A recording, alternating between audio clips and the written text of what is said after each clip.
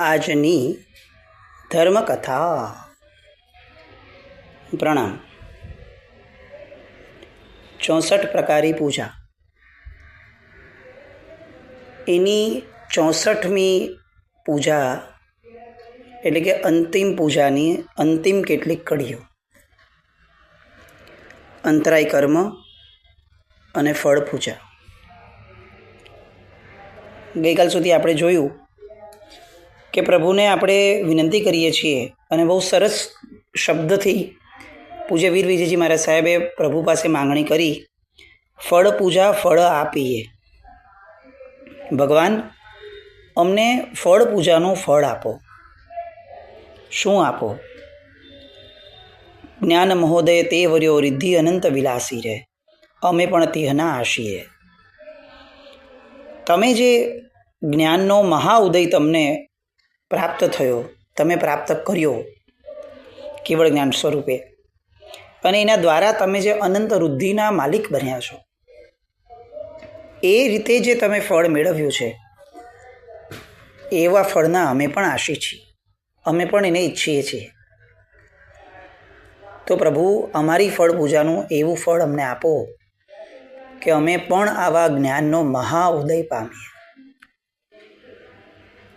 કેટલી અલગ વાત છે જુઓ. એ ધાર્યું હોત તો એમણે એવું કીધું હોત કે અમને શાશ્વત સુખ આપો. એમણે ધાર્યું હોત તો એમણે એમ કીધું હોત કે સિદ્ધશિલામાં અમને વાસ આપો.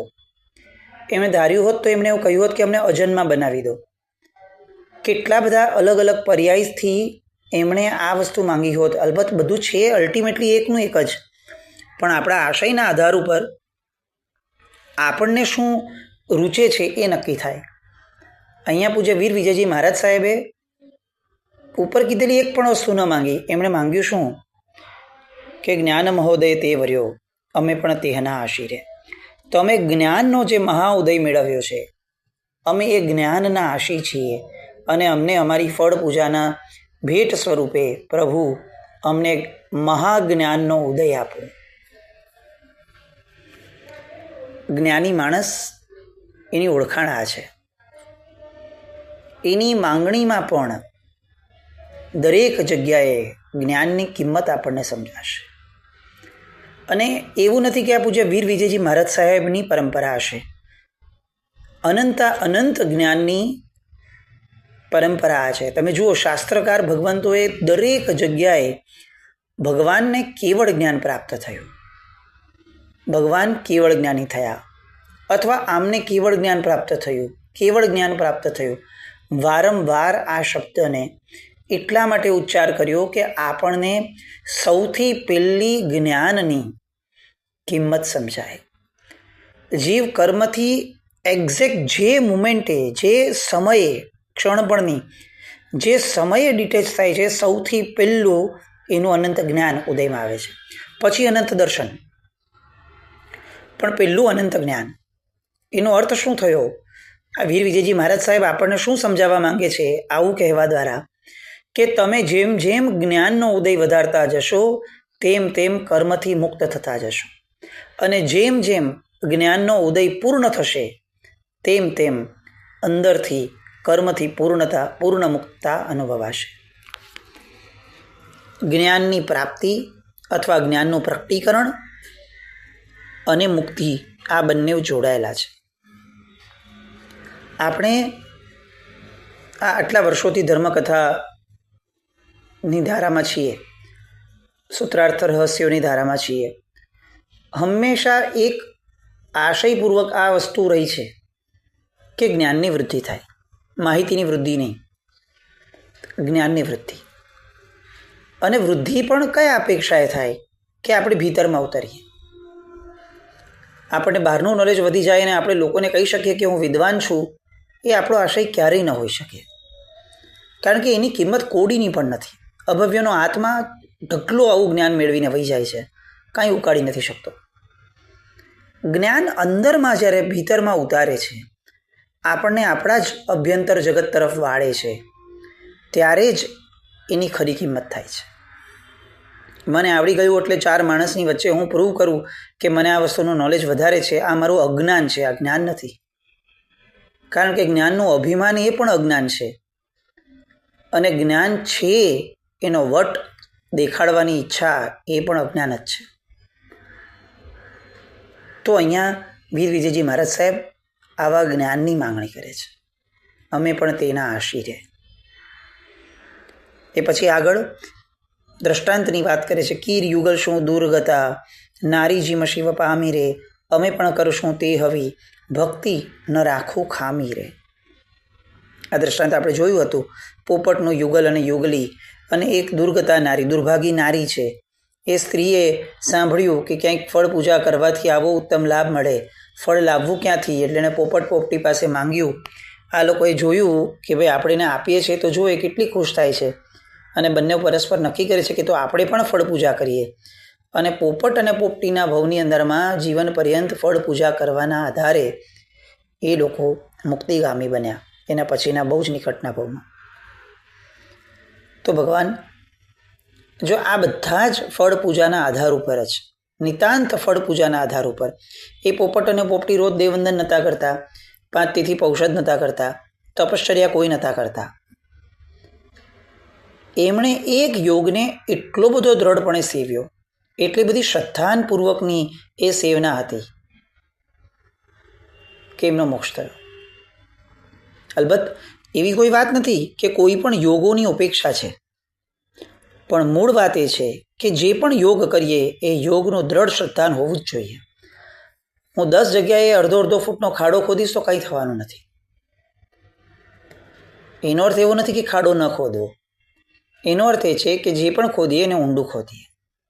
પાણી કાઢવાનું લક્ષ્ય છે ને અંદરથી, તો પછી ઊંડું જ ખોદવું પડશે. છીછરું ખોદવાથી જીવનમાં ક્યારેય પાણી નહીં નીકળે. અને આપણે આ અનુષ્ઠાનો, આ બહારના જગતની ક્રિયાઓ, એ બધામાં એટલા બધા આગળ વધી ગયા કે આપણને લંબાઈને પહોળાઈ પુણ્યાયની વધારવામાં એટલો બધો રસ થઈ ગયો કે આપણને ઊંડાણમાં કોઈ કરતાં કોઈ રસ જ ન બચ્યો. અને આમને આમ મનુષ્ય ભાવ પૂરો થઈ જશે. આ 64 પ્રકારની પૂજા પૂરી થઈ. જુઓ, આજે 150 દિવસ થયા. 150 તો આપણે ધર્મકથાઓ થઈ. ફક્ત 64 પ્રકારની પૂજાના આધારે મહિનાઓ તો એનાથી વધારે ગયા હશે. આપણી શનિ રવિની ધર્મકથા નથી થતી એ દિવસો બાદ કરીએ તો કદાચ હું માનું છું કે 6 મહિનાની ઉપરથી આપણે પૂજ્ય વીર વિજયજી મહારાજ સાહેબનું શ્રવણ કરીએ છીએ. એમના આધારે 64 પ્રકારની પૂજાના આધારે સમય વયો જશે. ઊંડાણ પામશું કે નહીં એ તો આપણે જ નિર્ણય કરવાનો. અને એમાં તો કોઈ કર્મ નડતું જ નથી, કારણ કે એ તો આપણો પુરુષાર્થ છે. અહીંયા કી યુગલની વાત, પોપટના યુગલની વાત કે ભગવાન જો એમને એવી ભક્તિ કરી છે તો હું પણ ભક્તિમાં કોઈ જ ખામી નહીં રાખું. બસ મને એવું ફળ સરસ આપજો. સાચી ભક્તિ રીજવી સાહિબ દિલમાં ધરશું રે, ઓચ્છવ રંગ વધામણા મને વાંછિત સવી વર્ષું રે. ભગવાન, અમે આપની એવી સાચી ભક્તિ કરશું કે તમારે રીઝવું પડશે. અમે તમને રીઝવીને જ રહેશું અને તમને અમે અમારા દિલમાં વસાવશું. સાચી ભક્તિ રીઝવી સાહિબ દિલમાં ધરશું રે. કોઈ દેખાડા, ભવ્યતા, ગ્લેમર, આ બધાથી તમે શું રીઝવાના? એ તો દેવો બહુ સારું કરે છે અમારા કરતાં સમાવસારણની અંદરમાં. તો અમારે એના દ્વારા તમને રીઝવવાનો પ્રયત્ન નથી કરવો. અમારે પ્રયત્ન એ કરવો છે કે જે પ્રયત્ન ખરા અર્થમાં તમને ખેંચી શકે છે, અને એ પ્રયત્ન છે તમને દિલમાં વસાવવાનો, અંતઃકરણની અંદરમાં તમારી સ્થાપના કરવાનો. અને મનુષ્ય ભવની સાર્થકતા આ પ્રયત્નમાં જ છે. અને એટલે જ ભીતરની દુનિયા તરફ નથી વળતા, તો અંતઃકરણ તરફ, અંતઃકરણમાં ભગવાનને વસાવવાનું સ્વપ્ન એ સ્વપ્ન જ રહી જશે. ધર્મ પોકારીને એમ કહે છે કે અંદર ઉતરો, અને આપણે એ જ ધર્મના આધાર ઉપર ફક્ત બહાર કેમ ભટકી શકાય, બહાર કેમ વધુ ને વધુ રહી શકાય, એના ઉપાયો કરતા રહીએ છીએ. ક્રિયાઓ આવશ્યક છે, પણ એના આધાર ઉપર અંદર ઉતરવાની વાત છે. ઓચ્છવ રંગ વધામણા મને વાંચિત સવી વર્ષું રહે. આવી રીતની અમારી ભીતરમાં તમારી પ્રતિષ્ઠા કરી અને ભગવાન તમને રીઝવશું અને પછી શું કરશું કે પછી અમે ઉત્સવ કરશું. શેનો? તમે હૃદયમાં પધાર્યા એનો, તમે હૃદયમાં વસ્યા એનો ઉત્સવ કરશું. અને એ ઉત્સવથી શું પ્રાપ્ત થશે? તો કે અમને અમારા સર્વ મનવાંછિત પ્રાપ્ત થશે. આ ક્રમ જુઓ. સૌથી પહેલાં પરમાત્માની ભક્તિ, એની પછી ભગવાનને દિલમાં ધરવા, અંતઃકરણમાં વસાવવા, ત્યાર પછી ઉત્સવ અને ત્યાર પછી ફળની પ્રાપ્તિ.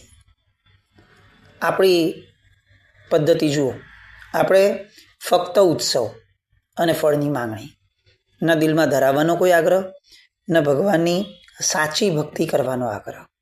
ઉત્સવ કરવાનો આગ્રહ. બહુ જ ફરક છે આપણામાં અને પૂજ્ય વીર વિજયજી મહારાજ સાહેબના ગણિતમાં.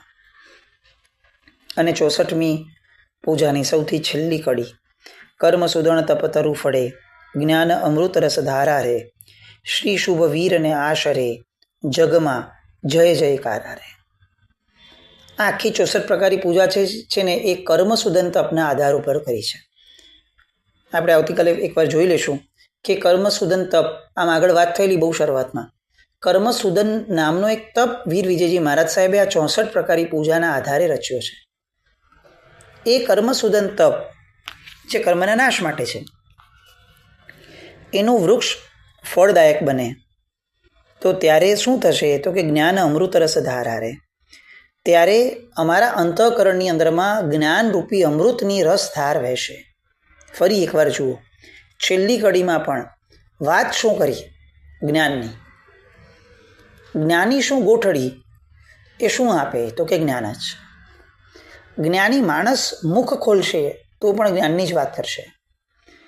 એના શબ્દો દ્વારા એનું જ્ઞાનીપણું છલકાશે. એ શબ્દોનો વેડફાટ નહીં કરે મૂર્ખની જેમ. એ જેટલું બોલશે એ જ્ઞાન સહિતનું બોલશે અને જ્ઞાન વૃદ્ધિના કારણરૂપ જ બોલશે. અહીંયા પૂજ્ય વીર વિજયજી મહારાજ સાહેબ એમની આ 64 પ્રકારની પૂજાની છેલ્લી ઢાળની છેલ્લી કડીમાં પણ સાબિત કરે છે કે એ પરમ જ્ઞાની હતા. અહીંયા પણ જ્ઞાનની જ વાત. કર્મ સુદણ તપતરુ ફળે, જ્ઞાન અમૃત રસ ધારા રે, શ્રી શુભ વીર અને આશરે, જગમાં જય જયકારા રે. જો અમારા અંતઃકરણમાં ભગવાન જ્ઞાનના અમૃત રસની ધારા વહી જાય તો પછી આ આખા જગતની અંદરમાં વર્ધમાન સ્વામી ભગવાનના આશ્રયે અમારો જય જયકાર થશે. અહીંયા પ્રચારની વાત નથી. જય જયકાર થવો એટલે આપણો વિજય થયો અને આપણી અભિમાનની ધારા પોષાય એવી વાત નથી. અહીંયા જય જયકાર શબ્દ એ કેવળ જ્ઞાન સાથે સંલગ્ન છે. આખા જગતમાં અમારો જયકાર થશે એનો અર્થ શું? તો અમે આ જગતની ઉપર વિજય મેળવશું. અને આ જગત એટલે બેસિકલી શું છે? તો કે અષ્ટકર્મનું સ્વરૂપ જ છે. બીજું છે શું આ જગતમાં? કોઈને કોઈ કર્મ, એનો બંધ, એનો ઉદય, એના સિવાય બીજું આ જગત છે શું? તો આ જગતથી અમે વિજય મેળવશું ક્યારે?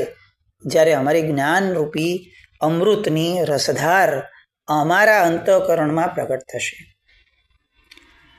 આમ પણ આપણે ત્યાં છે ને જ્ઞાનને ક્યારેય પણ બહારથી મેળવવાની વાત જ નથી કરી. જ્ઞાનને બહારથી મેળવવાની વાત કઈ રીતે કરી છે? કે એ અંદરમાં રહેલા જ્ઞાનનો ઉઘાડ કરી શકે એ આશયપૂર્વક અને એટલા પૂરતું બહારના જ્ઞાનનો ઉપયોગ છે. આખી જિંદગી બહારનું જ્ઞાન મેળવવાની વાત નથી. બહારનું જ્ઞાન મેળવી અને અંદર ઉતરવાનું. પક્ષીઓ છે ને બહારથી ખોરાક લઈ આવે પણ પછી એને વાપરવાનો હોય ને ત્યારે પોતાના માળામાં જઈને બેસે. એવી રીતે આપણે બહારથી જ્ઞાન લઈ આવવાનું પણ પછી જ્ઞાનને પચાવવા માટે અંદર બેસવું પડશે. આપણે જિંદગી આખી બહાર જ જ્ઞાન મેળવશું તો એ કેવી રીતે ચાલશે? કારણ કે મૂળ જ્ઞાન તો અંદર છે. કેવળ જ્ઞાન થાય છે ત્યારે બહારથી ભગવાનને કંઈ નથી મળતું, અથવા જેમને પણ કેવળ જ્ઞાન થાય છે એ બધાને બહારથી કંઈ મળતું જ નથી. એ લોકોને અંદરથી પોતાના જ્ઞાનનો વિસ્ફોટ થાય છે. એટલે મૂળ તો પ્રગટીકરણનો આ ધર્મ છે. આ પામવાનો ધર્મ નથી, આ પ્રગટ કરવાનો ધર્મ છે. આત્માને પામવાનો ધર્મ નથી, આ આત્મ સ્વરૂપને પામવાનો ધર્મ છે. આત્મ સ્વરૂપમાં સમાવવાનો ધર્મ છે.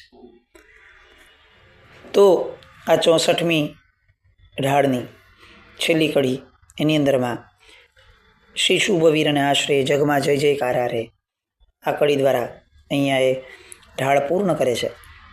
અને છેલ્લે કાવ્યની અંદરમાં મોક્ષ વૃક્ષના રૂડા ફળ આપનાર એવા ઉત્તમ ફળો વડે હે ભવ્ય ઇન્દ્રો દ્વારા જેના ચરણ કમળમાં નમન થાય છે એવા અને મોહરાજાના સામ્રાજ્યને જેમણે ખતમ કર્યું છે એવા તીર્થંકર પ્રભુની તમે પૂજા કરજો. બે વિશેષણો. એક, ઇન્દ્ર દ્વારા પૂજાયેલા એટલે ભગવાનની આદેયતા આર્હંત્ય એને વંદન કર્યું, અને મોહરાજાના સામ્રાજ્યને જેણે ખતમ કર્યું એ આશય દ્વારા ભગવાનની વિશુદ્ધિ, પરમ વિશુદ્ધિ. બંને પેરેલલ ચાલશે. ફક્ત પુણ્યના આધાર ભગવાનનો માર્ગ ક્યારેય ન ચાલી શકે, અને ફક્ત વિશુદ્ધિની વાતોથી પણ ભગવાનનો માર્ગ ન ચાલી શકે. વ્યવહાર અને નિશ્ચયનો સમન્વય એ જ માર્ગ છે. એકલો નિશ્ચય ન ચાલે અને નિશ્ચય વિનાનો વ્યવહાર ન ચાલે. તો અહીંયા બે આશયો બહુ સ્પષ્ટપણે એમને મૂક્યા કે જેમના દ્વારા ઇન્દ્ર દ્વારા જેમના ચરણ કમળમાં નમન થયા છે તે, અને મોહના સામ્રાજ્યને જેમણે ખતમ કર્યું છે તે, એવા તીર્થંકર પરમાત્માની તમે ફળ પૂજા કરો. એટલે આપણે દુહાની અંદરમાં પણ જુઓ, ઇન્દ્રની વાત મૂકીએ છીએ કે ભાઈ ઇન્દ્રાદિક પૂજા પણ ફળ લાવે ધરી ડાગ. એ પુણ્યનો અંશ, પુણ્યનો ચમકારો મૂક્યો, અને પછી પુરુષોત્તમ પૂજી કરી આ શબ્દ મૂક્યો. પુરુષોમાં ઉત્તમ છે, તમે પોતે ઉત્તમ છો. ફક્ત ઇન્દ્ર દ્વારા તમે પૂજાયા છો એટલે ઉત્તમ છો એવું નહીં, તમે સ્વયં ઉત્તમ છો પ્રભુ. આવી રીતે ભગવાનની ભક્તિ છે. તો આ વ્યવહાર નિશ્ચયના સમન્વય દરેકે દરેક જગ્યાએ આપણને પૂર્વના મહાપુરુષોના કોઈ પણ વાક્યની અંદરમાં વર્તાશે છે.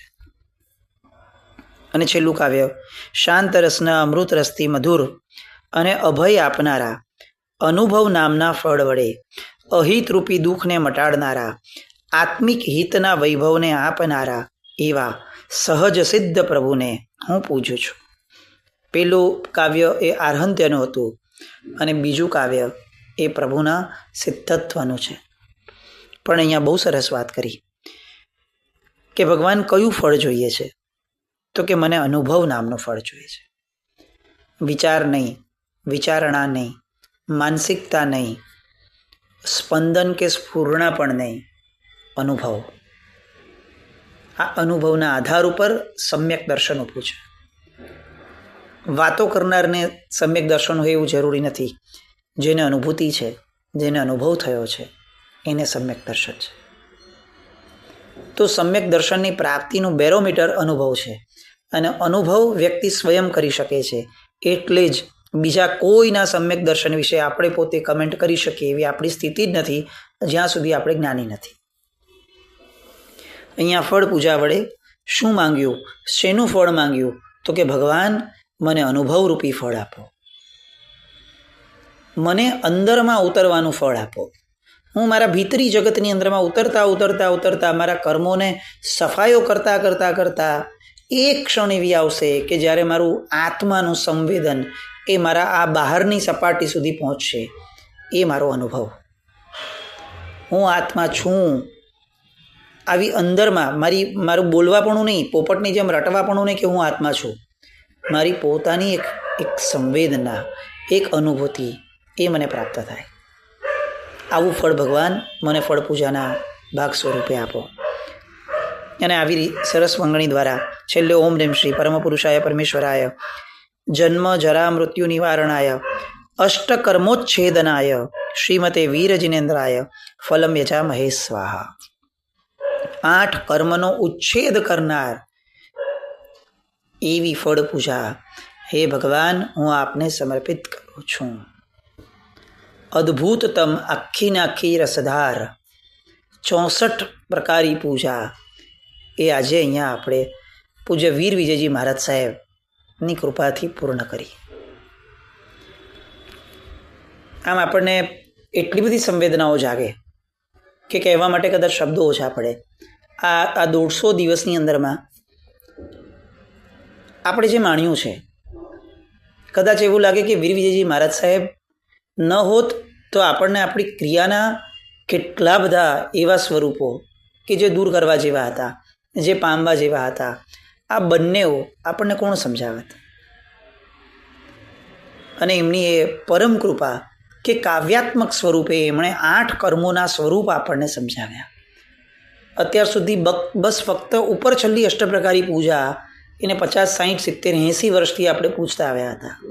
આજે સમજાયું કે અષ્ટપ્રકારી પૂજા અષ્ટકર્મને છેદવા માટે છે અને અષ્ટકર્મોનું સ્વરૂપ, એની સાથે આ પૂજાઓનું સાનિધ્ય, એની સાથે આ પૂજાઓની સંલગ્નતા, એની આખી વાત, સ્વરૂપ, ઉદય, બંધ, આ બધી વાતો વીર વિજયજી મહારાજ સાહેબે કમાલ કરી, કમાલ. એમણે આ આખા ને આખા 64 પ્રકારની પૂજા ઉપર એક કળશ રચ્યો છે. ગાયો ગાયો રે, ગાયો ગાયો રે, મહાવીર જિનેશ્વર ગાયો. આ કળશની વાત. અને સહજ રીતે વીર વિજયજી મહારાજ સાહેબના ચરણોની અંદરમાં મસ્તક ચૂકાવી અને એમને આપેલી કૃપા, એમને આપેલું ઋણ, એનો સ્વીકાર અને એમની પાસેની આપણી માંગણીઓ, એની વાત માટે આવતીકાલે ફરીથી મળશું. જી નાગનાવૃત કંઈ પણ બોલાયો તો મિચ્છામિ દુક્કડમ. જય નામ, જય અતિશાસન.